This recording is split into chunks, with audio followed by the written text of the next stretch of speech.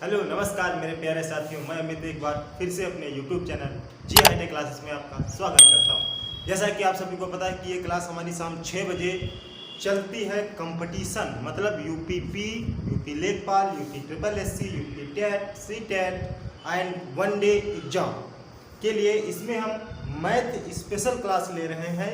ये math special class है और ये स्पेशल जो है ये यूपी कांस्टेबल के लिए स्पेशल आपकी क्लास बनाई जाती है। आप किसी भी एग्जाम की तैयारी करेंगे, वनडे एग्जाम, आप किसी भी वनडे एग्जाम की तैयारी करेंगे, आपका इन्हीं चैप्टरों में से पूछा जाएगा। और ये मेरा आपसे वादा है कि इससे बढ़कर अगर आपने कॉन्सेप्ट को क्लियर कर लिया, आपको तरीके पता हो गए, आपको कॉन्सेप्ट आ गया, तो आप ये उम्मीद बनाए रखिएगा कि हम सवालों को कर सकेंगे। बस इतना है कि आप सभी लोगों को, कि आप जितने भी हमारे स्टूडेंट हैं, आप सभी लोगों को एक काम करना होगा कि जितने भी मैं क्वेश्चन यहाँ पे आपको लगवाता हूँ, जो भी मैं चैप्टर आपको पढ़ा रहा हूँ आपको, ठीक, तो उस चैप्टर के आपको सवाल जो है वो रिवीजन कर दें। अगर आप रिवीजन नहीं करेंगे, अगर आप सवालों का रिवीजन नहीं करेंगे तो भाई आप मेरी कोई गारंटी नहीं। मैंने पढ़ा दिया, आपने देख लिया, सवाल को कॉपी पे नोट भी नहीं किया, ठीक, आंखों में सिलवट्टे पड़ जाएं, ये उंगलियों में गड्ढे पड़ जाएं, तब तो आपकी तारीफ है। क्योंकि सफलता एक दिन में नहीं मिलती, लेकिन एक दिन जरूर मिलती।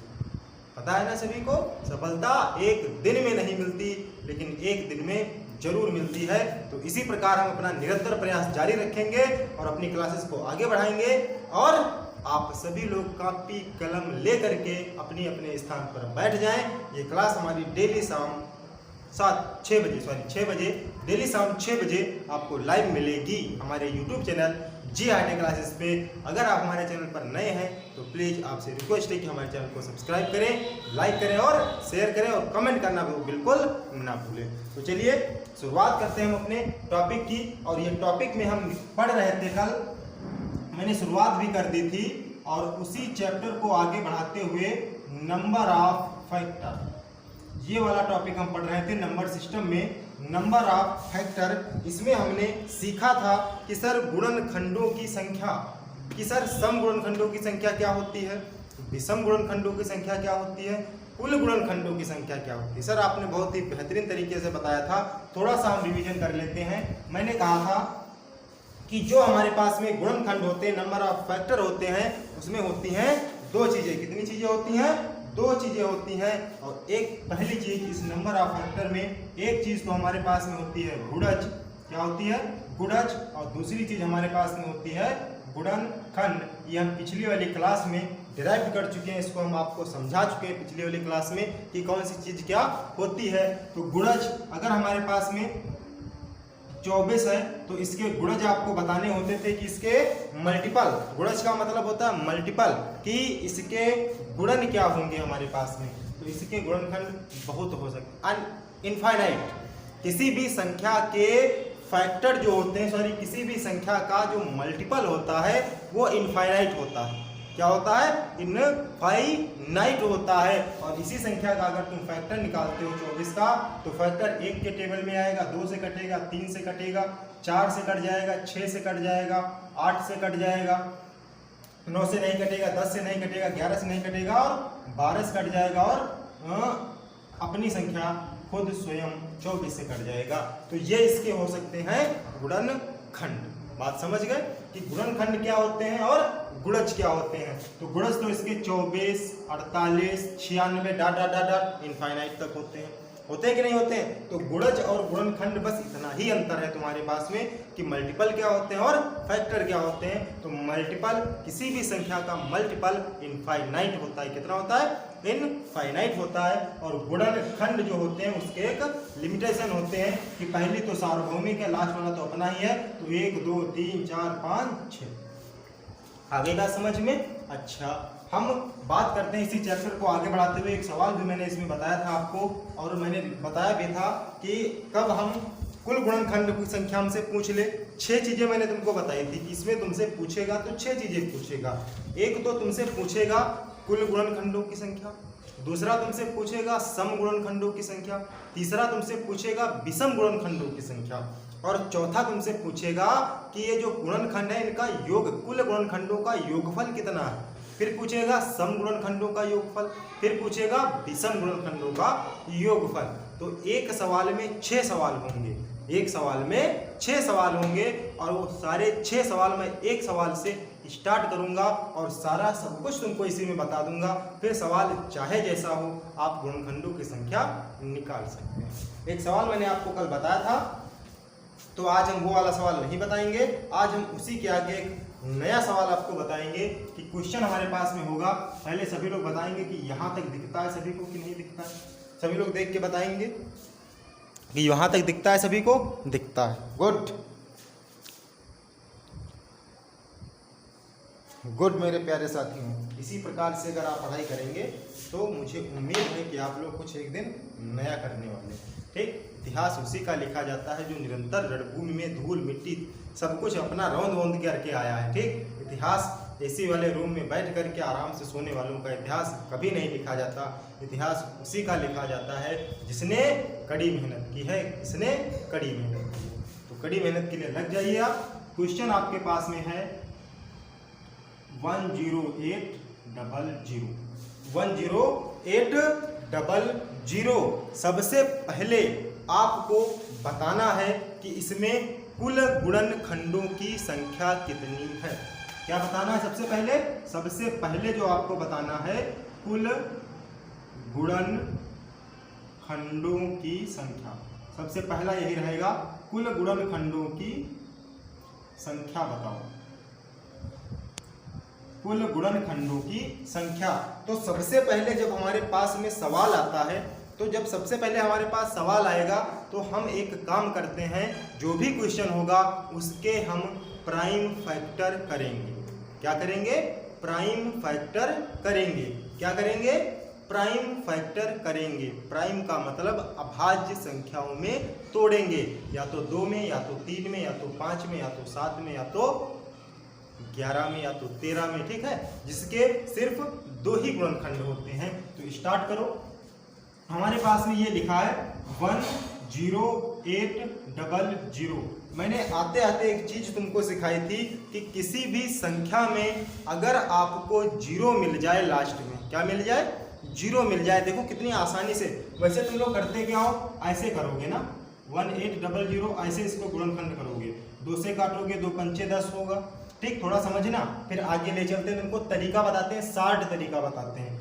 2 पंचे 10, 2 चक्कू 8, 00 करोगे, फिर इसको 2 से काटोगे, 2 दूनी 4, 2 से 14, फिर 0 होगा। फिर इसको 3 से काटोगे, 3 9 27, फिर 900 होगा। फिर 3 से काटोगे तो ये 300 होगा। फिर 3 से काटोगे तो ये 100 होगा। फिर इसको 2 से काटोगे तो ये 50 होगा। फिर 2 से काटोगे तो 25 होगा। फिर 5 से काटोगे तो 25 होगा, और फिर 5 से काटोगे तो 1 होगा। मतलब ऐसे तुम्हारे पास में ये फैक्टर निकल के आएंगे। ठीक, ऐसे फैक्टर निकल के आएंगे। लेकिन क्या इतना सा टाइम होगा तुम्हारे पास में? क्योंकि क्वेश्चन आते हैं 150। यूपी पुलिस कांस्टेबल में क्वेश्चन आते हैं 150, समय होता है 120 मिनट। मतलब 1 मिनट का एक क्वेश्चन भी नहीं आपके पास में है, और अगर आप गुणनखंड करने बैठ गए तब तो आपको 2 मिनट तो लगने ही लगने। ठीक, तो हम ये वाला तरीका फॉलो नहीं करेंगे, ये वाला तरीका हम फॉलो नहीं करेंगे। ये तरीका फॉलो हम तभी करेंगे जिसके मुझे फैक्टर आसानी से नहीं आते। ठीक, वो संख्याएं जिनके फैक्टर हम आसानी से नहीं कर पा रहे हैं, उनमें ये वाला तरीका हम फॉलो करेंगे।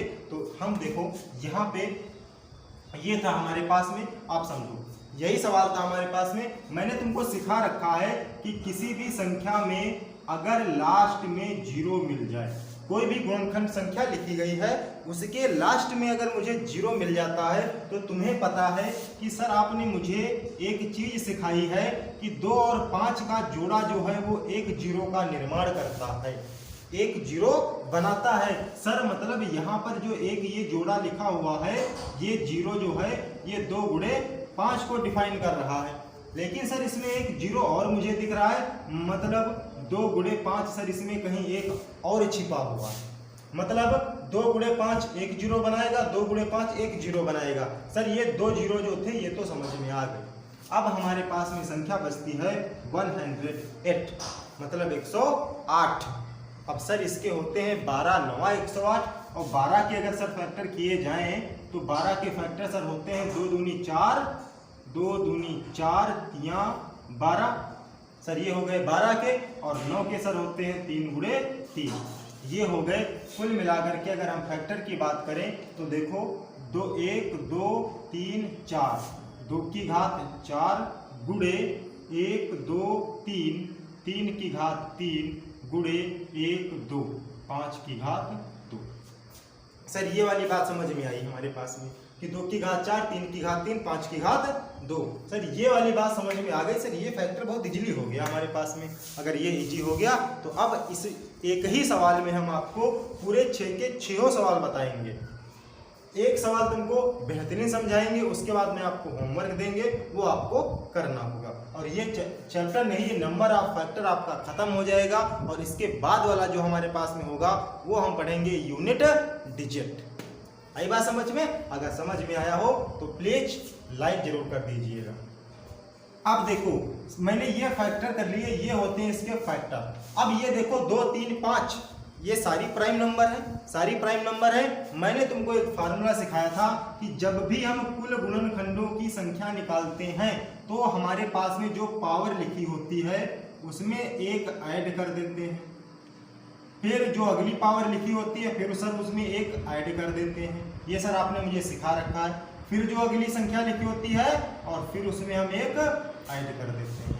अब सबको जोड़ लो, 4 1 5 3 1 4 2 1 3, गुणा कर लो, 5 1 20 तियां 7। सर ये तो बात समझ में आ गई मुझे बहुत ही कायदे से कि जो कुल गुणनखंडों की संख्या होगी वो 60 होगी। ये बात सर मुझे समझ में आ गई। अब हम निकालेंगे सम गुणनखंडों की संख्या। ये तो पहली चीज आ गई हमारे पास में। अब दूसरी चीज हम क्या निकालेंगे? सम गुणनखंडों की संख्या। बहुत आसानी से समझा रहे हैं, बहुत धीरे धीरे समझा रहे हैं। सम गुणनखंडों की संख्या ये सिखा रहे हैं तुमको। अब हम निकालेंगे किसकी? सम गुणनखंडों की संख्या निकालेंगे। अब सम की कैसे निकालेंगे? तो जो भी फैक्टर हमारे पास में लिखा हुआ है, जो भी फैक्टर हमारे पास में लिखा हुआ है उसको ऐसे नोट कर लो। एस्टिक 2 की घात 4 गुणे 3 की घात 3 गुणे 5 की घात 2।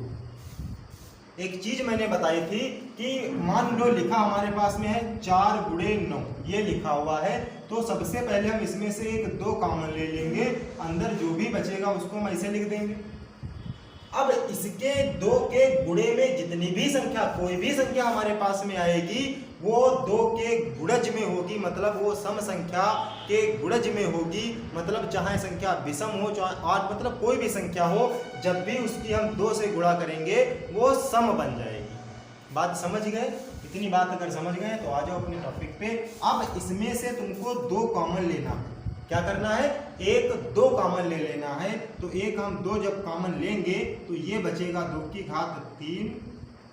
आगे कुछ भी लिखा है उसको वैसे एज टिक उतार देना है, 5 की घात 2। आ गई बात समझ में कि 2 की घात 3, 3 की घात 3, 5 की घात 2, जैसे लिखा वैसे हम इसको नोट कर देंगे। अब देखो हम आगे क्या करते हैं। अब देखो फिर उसके बाद में सर आपने सिखाया था कि जो घात होती है उसमें सर आप 1 जोड़ देते हैं। जो घात होती है उसमें 1 जोड़ दिया जाता है। तो घात में 1 जोड़ दो, 3 + 1, फिर आगे 3 + 1, फिर आगे 2 + 1। अब हम कर लेते हैं मल्टीप्लाई। इस 2 से तुम्हारा मतलब नहीं है कोई, ये ध्यान रखना कि इस 2 से मेरा कोई मतलब नहीं रहेगा। ये नहीं कि सबको जोड़ करके गुणा करके इस 2 से मैंने गुणा कर दिया करके, सवाल वहीं पे गलत हो जाएगा। ठीक, इस 2 को तुम जाओ भूल, इससे तुम्हें कोई मतलब नहीं है। 3 1 4 गुणे 3 1 4 गुणे 2 1 3, तो 4 चक्कू 16 और 16 कितने होते हैं? 48। ये कितने हैं? 48।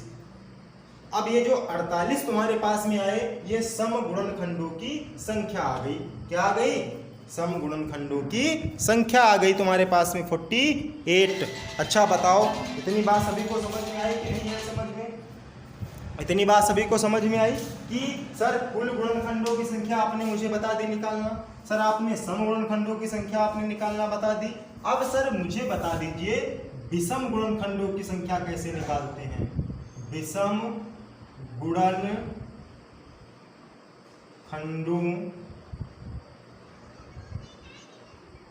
की संख्या, सर ये भी मुझे बता दीजिए कि विषम गुणनखंडों की संख्या हम कैसे निकालते हैं।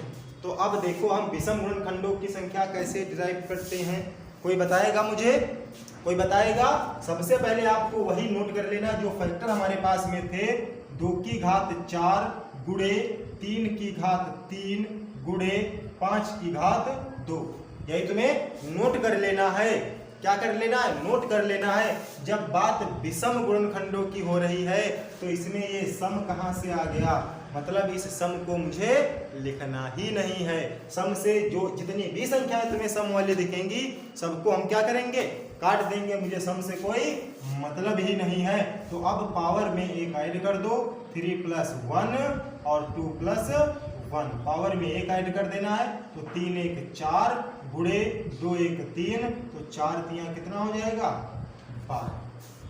आ गई बात समझ में? अगर तुम ऐसे नहीं निकाल सकते हो तो सिंपल सी बात है, तुमने कुल गुणनखंड निकाल लिए, उसमें से तुमने सम गुणनखंड निकाल लिए, बचा क्या, विषम ही तो बचा। सीधे सीधे तुम निकाल सकते थे, 60 में से 48 माइनस कर दो, तब भी तुम्हारे पास में जो 12 बचेगा वो विषम बचेगा। या तो सबसे पहले विषम निकाल लो अपने पास में, क्या निकाल लेते हैं हम, विषम निकाल लेते हैं, और विषम निकालने के बाद में हम क्या करेंगे, घटा देंगे। विषम में से क्या करेंगे, हम घटा देंगे, क्या करेंगे, माइनस कर देंगे। तो इतनी बात सभी को समझ में आ गई? अगर आ गई समझ में तो सभी लोग बताएंगे, यस करेंगे, लाइक करेंगे, थम्स अप करेंगे, क्या कर देंगे, लाइक करेंगे और थम्स अप कर देंगे। समझ में आ गया ना? अच्छा, अगर समझ में आ गया है तो इसी सवाल में हम अब आपको निकालना सिखाएंगे योग। मैंने कहा था ना, एक ही सवाल में हम हर एक बात आपको समझा देंगे, एक ही सवाल में सारी बातें आपको समझा देंगे, एक सवाल में सब कुछ सिखाएंगे। अब इसी में हम सम, मैंने कुल गुणनखंड निकाल लिए, सम गुणनखंडों की संख्या निकाल ली, विषम गुणनखंडों की संख्या निकाल ली। अब हम कुल गुणनखंडों का योग निकालेंगे, योग निकालेंगे। अब यहाँ पे क्या निकालेंगे, कुल गुणनखंडों का योग निकालेंगे। अब देखो इरेज करते हैं हम इसको, इतनी बात हम इरेज कर देते हैं। बस तुम्हें फैक्टर, जो फैक्टर मैंने लिखे वो फैक्टर तुम्हें लिखे रहने देंगे, ठीक? क्या करना है, फैक्टर जो मैंने लिखे हैं वो फैक्टर तुम्हें लिखे रहने देने हैं, उस फैक्टर पे तुम्हें कोई छेड़खानी नहीं करनी है, ठीक? जो फैक्टर है वो लिखे रहने दो।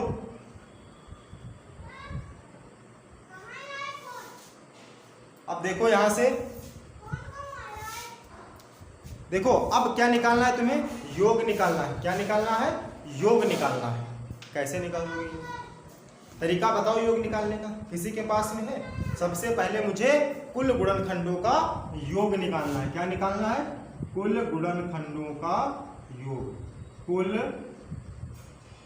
गुणनखंडों का योग। कुल गुणनखंडों का योग निकालेंगे हम। क्या निकालेंगे, कुल गुणनखंडों का योग निकालेंगे। तो जो भी हमारे पास में गुणनखंड फैक्टर लिखे हुए हैं वो तुम्हें लिख देना है।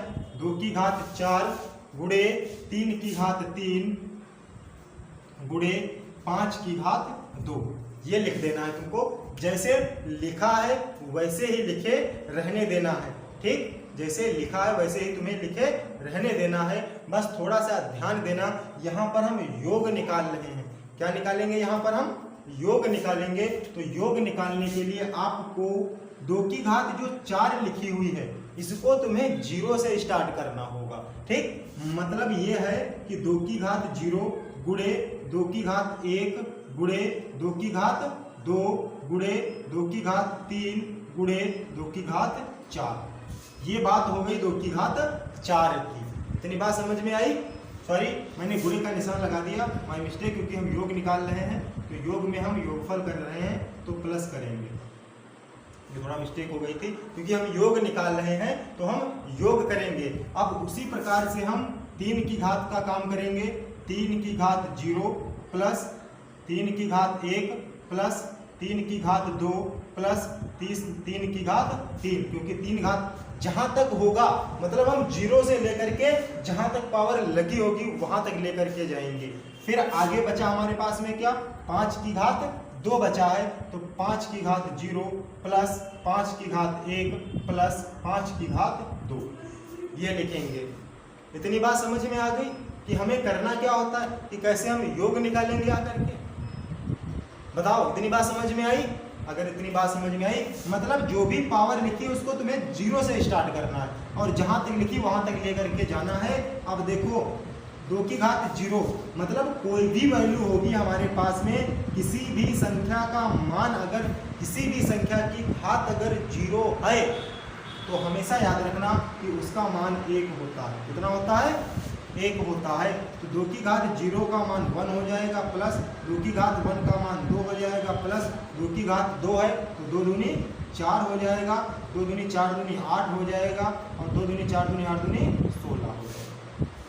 ठीक, आगे लिखते हैं। 3 की घात 0 का मान 1 हो जाएगा, 3 हो जाएगा, 3 तुका 9 हो जाएगा, 3 तुका 9 तुक 27 हो जाएगा, 1 हो जाएगा, क्योंकि किसी की भी पावर 0 है उसका मान हमेशा 1। 5 की घात 1 है तो 5 प्लस 5 25। सभी को क्या करेंगे? जोड़ देंगे। क्या करेंगे? जोड़ देंगे। 2 1 3 3 4 7 7 8 15 और 15 16 कितने हो गए? 31। कितने हो गए? 31। बीच में गुणे का निशान, तो गुणे का निशान लगाओ। 3 1 4 4 और 9 13, 4 9 13 और 13 27 कितने हो गए? बताओ। 7 3 10 0 2 1 3 1 4, 40 हो गए। 40 गुणे। अब आगे हम बात करते हैं। 5 1 6 और 25 6 31, 25 6 31, ये आ गया हमारे पास। इतनी बात समझ में आई? अब सबकी क्या कर देना है? गुणा कर देना है। सबकी क्या कर देंगे? हम गुणा कर देंगे। 31 की 40 से कर दो, फिर जो भी आए उसकी 31 से कर दो।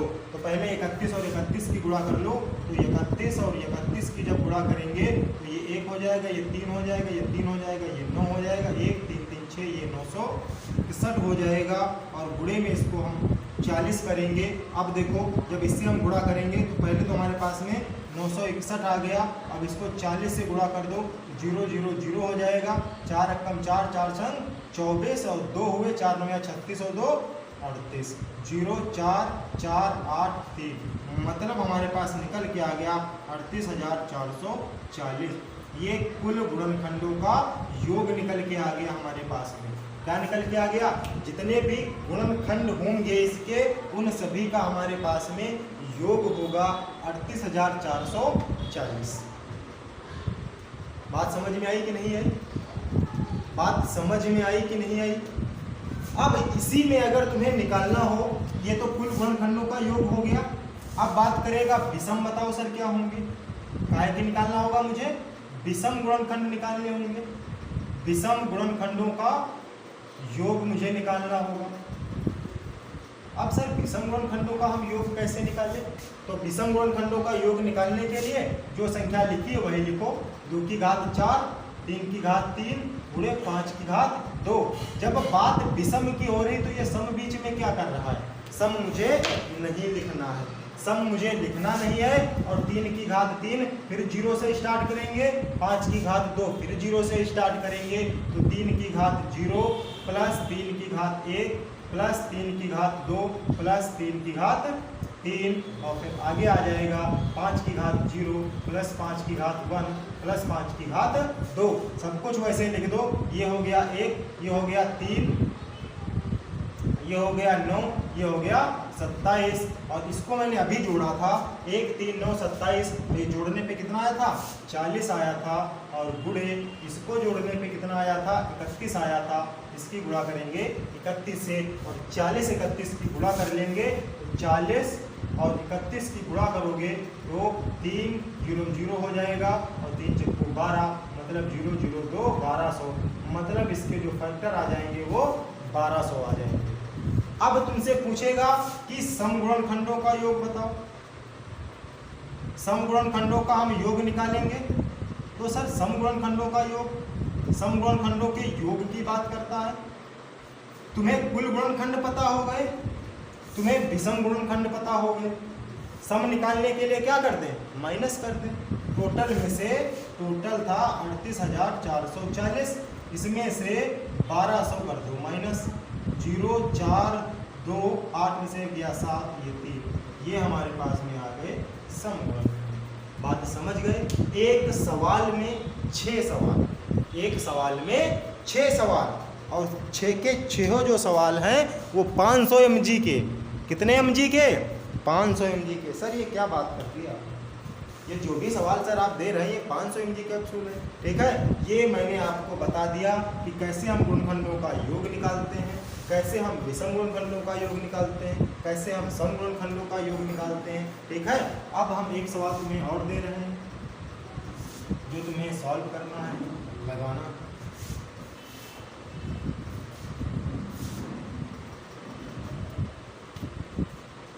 सवाल आपके पास में है, बहुत सिंपल सा सवाल है, 24। ये क्वेश्चन मैंने तुमको दिया, क्या लिखा है 24। तो 24 के फैक्टर तो सभी को आते हैं ना, 2 दूनी 4 दूनी 8 तुरुक 24, मतलब 2 की घात 3 गुणे 3 की घात 1। अगर हम बात करें कुल गुणनखंड, कुल गुणनखंडों की संख्या की, कुल गुणनखंडों की संख्या निकालें तो जो घात होगी उसमें 1 जोड़ देंगे, जो घात होगी उसमें 1 जोड़ देंगे, तो 3 1 4 हुआ, 1 1 2 हुआ, तो 4 दूनी 8 हुआ। कुल गुणनखंड हमारे पास कितने होंगे, 8 होंगे। अगर हम बात करें विषम गुणनखंडों की, बात करते हैं हम विषम गुणनखंड कितने होंगे इसमें, निकालें जरा। हमारे पास 2 की घात 3 गुणे 3 की घात 1 है, तो जब विषम की बात कर रहे हैं तो सम वाला लेना नहीं है, और जो पावर है उसमें 1 जोड़ देना है, और 1 1 कितना आ जाएगा 2। बात करें हम सम गुणनखंडों की, इसकी बात करते हैं हम, सम गुणनखंड निकालने की बात करते हैं कि सम गुणनखंडों की संख्या कितनी होगी। तो हमारे पास टोटल थे 8, विषम थे 2, 8 में से 2 माइनस कर दो, जो बचे वो हो गए सम। बाकी अगर ऐसे नहीं आता तो हम पीछे वाला अपना तरीका अप्लाई करेंगे। अब उसके बाद में आती है कि कुल गुणनखंडों का योग बताओ कितना होगा। कुल गुणनखंडों का योग, कुल गुणनखंडों का योग, कुल गुणनखंडों का मुझे क्या निकालना है, योग निकालना है। योग कैसे निकालेंगे, तो हमारे पास में 2 की घात 3 गुणे 3 की घात 1 लिखा हुआ है। हम स्टार्ट करते हैं इसको 0 से, 2 की घात 0 प्लस 2 की घात 1 प्लस 2 की घात 2 प्लस 2 की घात 3, और फिर आगे लिखते हैं 3 की घात 0 प्लस 3 की घात 1। तो 2 की घात 0 1, ये 2, ये 4, ये 8, और ये हमारे पास में 1 और ये 3, जोड़ दो, 2 1 3, 3 4 7, 7 8 15, और गुणे 3 1 4, 15 चक्कू 60। ये हमारे पास में कुल गुणनखंडों का योग है। अगर हम बात करें विषम गुणनखंडों का योग, विषम गुणनखंडों का योग की बात करें, विषम गुणनखंडों के योग की बात करें तो सवाल वही 2 की घात 3 गुणे 3 की घात 1। जब बात हम विषम की कर रहे हैं तो सम मुझे लेना नहीं है। 3 की घात 1 है तो 3 की घात 0 प्लस 3 की घात 1, तो इसका मान 1 हुआ, इसका मान 3 हुआ, तो 3 1 4 हुए। अगर हम बात करें सम की कि सम गुणनखंडों का योग कितना होगा, तो टोटल हमारे पास में है 60 और विषम है हमारे पास में 4, माइनस कर देंगे, 60 में से 4 जाएगा तो 56 बचेगा, और ये हमारे पास में सम गुणनखंड निकल के आएंगे, सम गुणनखंडों का योग निकल के आएगा। ठीक, अगर ऐसे नहीं समझ में आ रहा है तो हम तुमको सम गुणनखंडों का योग निकालना सिखा देते हैं। कैसे निकालते हैं, कि जब हम बात सम गुणनखंडों की करते हैं, देखो हम सिखा देते हैं तुम्हें निकालना। 2 की घात 3 है गुणे 3 की घात 1 है, ठीक। तुम्हें पता सबसे पहले 2 की घात 0 से लिखेंगे, प्लस 2 की घात 1 प्लस 2 की घात 2 प्लस 2 की घात 3, ये लिखा गया। और आगे 3 की घात 0 प्लस 3 की घात 1, ठीक। जब भी बात आएगी तो हम सम के में 2 1 काट देंगे, क्योंकि जैसे हम 2 कॉमन लेते थे वैसे यहाँ पर भी इनको हम अलग कर देंगे। बचेगा हमारे पास में 2 प्लस 2 दूनी 4 प्लस 2 दूनी 4 दूनी 8, और फिर आगे बचेगा 1 प्लस 3, 4 2 6 और 6 और 8 कितना हो गया 14, और 3 और 1 4, 14 चक्कू कितना होता है 6। देखो वही बात आ गई जो यहाँ थी, वही बात वहाँ पे आ गई, ठीक। तो ये था हमारा पूरा सवाल कि नंबर ऑफ फैक्टर में हम कैसे, हम गुणज क्या होते हैं, गुणनखंड क्या होते हैं, कैसे हम विषम गुणनखंड निकालते हैं, कैसे हम सम गुणनखंड निकालते हैं, कैसे गुणनखंडों का योग निकालते हैं, और कैसे हम कुल गुणनखंड निकालते हैं। बात सभी को हजम हुई। कुछ सवाल हम आपको होमवर्क के लिए दे रहे हैं जो आपको करनी है प्रैक्टिस, ठीक। एक सवाल में 6 सवाल, मैंने तुमको 3 सवाल लगाए, मतलब 18 सवाल मैंने तुमको यहीं पर खड़े खड़े लगवा दिए। अब कुछ होमवर्क है वो तुम्हें करना है अपने आप से, और कमेंट बॉक्स में सभी को करके बताना है। मुझे सवाल तुम्हारे पास में है, क्वेश्चन तुम्हारे पास में है, अलग अलग देंगे 1 2 3 1000। एक पहला सवाल ये रहेगा 240, ये रहेगा। फिर अगला सवाल रहेगा 1044, 1044। फिर सवाल रहेगा 1728, और फिर अगला सवाल तुम्हारे पास रहेगा 270। इसमें 6 स्टेप तुम्हें फॉलो करने हैं, 6 के 6 निकालने हैं। पहले तो तुम्हें कुल गुणनखंड निकालने, फिर सम गुणनखंड निकालने, फिर सम गुणनखंड निकालने, फिर कुल गुणनखंडों का योग निकालना है, सम गुणनखंडों का योग निकालना है, और विषम गुणनखंडों का योग निकालना है।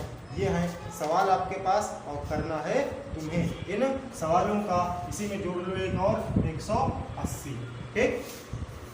और ये सारे सवाल तुम्हारे पूछे गए हैं, सारे सवाल तुम्हारे पूछे गए हैं। हमेशा ध्यान रखना कि जब भी तुम्हें एक 0 मिल जाए तो समझ जाना कि 2 गुणे 5 से बना होगा, बचा तुम्हारे पास में 18, और ये 3 तुरपा 9 दूनी 18, मतलब ये इसके फैक्टर होंगे। ऐसे देखो यहाँ पे 3 0 हैं, तो 2 की घात 3 यहाँ पर होगी, और 5 की घात 3 होगी, ठीक।